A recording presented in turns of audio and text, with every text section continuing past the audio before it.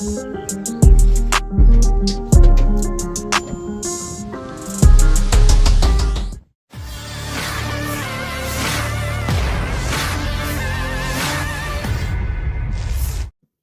rekaman momen mortir Rusia meluncur dan menghancurkan benteng Ukraina sekejap mata.